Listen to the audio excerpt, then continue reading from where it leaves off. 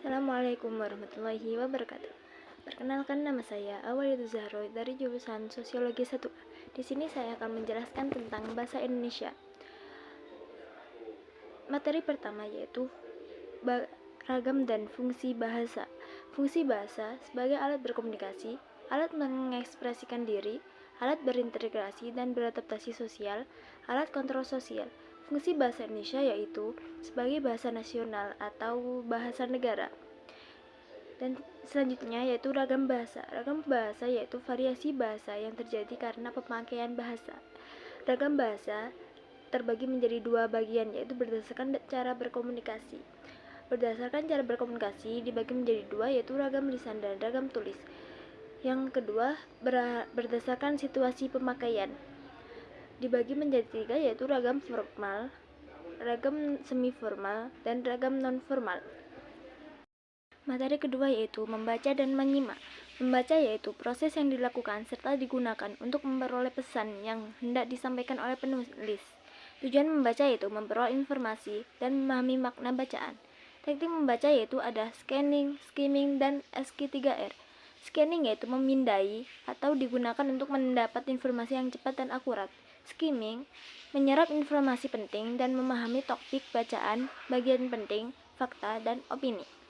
SQ3R yaitu terdiri dari survei, question, read, recall, dan review. Survei yaitu seperti survei bacaan. Question yaitu ajukan pertanyaan, read membaca, recall jeda, dan review membaca ulang. Selanjutnya yaitu menyimak.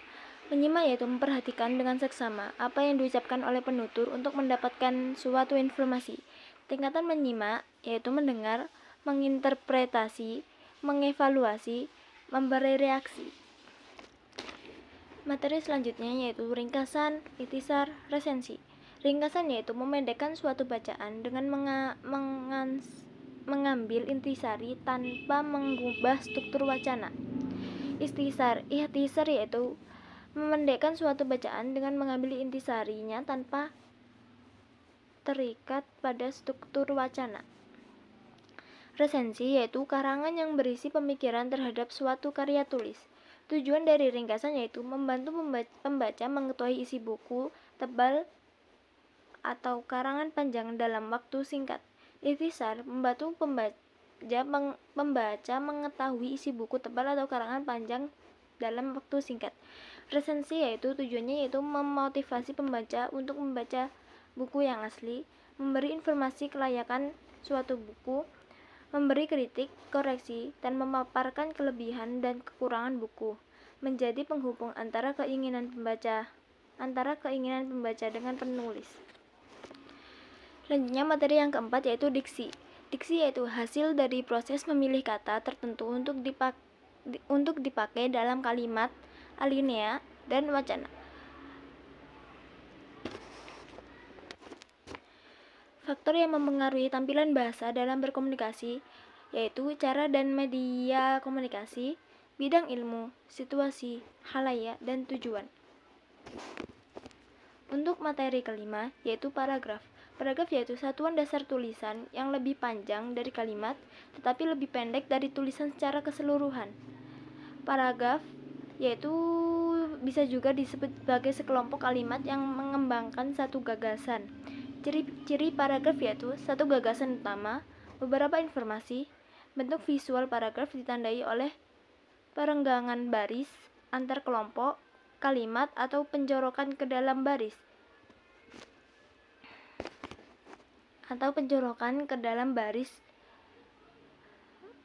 Baris pertama kelompok kalimat tersebut. Kalimat topik ada yang berada di awal, ada yang berada di akhir, ada yang berada di awal dan akhir. Jadi paragraf yang baik yaitu kesatuan, kelengkapan, kepaduan. Kesatuan yaitu seperti fokus pada gagasan utama, kepaduan seperti fokus pada kata kunci, kata ganti, kata transisi yaitu konjungsi. Materi ke-6 yaitu karya ilmiah. Karya ilmiah yaitu karya tulis yang dibuat dengan prinsip-prinsip ilmiah berdasarkan data dan fakta yang didapat dari observasi, eksperimen, dan kajian pustaka. Fungsi dari karya ilmiah yaitu sarana mengembangkan ilmu, pengetahuan, teknologi seni, penjelasan, ramalan, dan kontrol. Penjelasan yaitu menjelaskan suatu hal yang belum diketahui dengan jelas. Dan ramalan yaitu membantu mengantisipasi kemungkinan-kemungkinan yang akan terjadi. Sedangkan kontrol yaitu mengontrol, mengawasi, dan mengoreksi benar tidaknya suatu pernyataan. Sifat karya ilmiah yaitu jujur, bebas prasangka, objektif, prinsip analisis, formal. Nilai aspek sebuah karya ilmiah yaitu isi, bentuk, bahasa.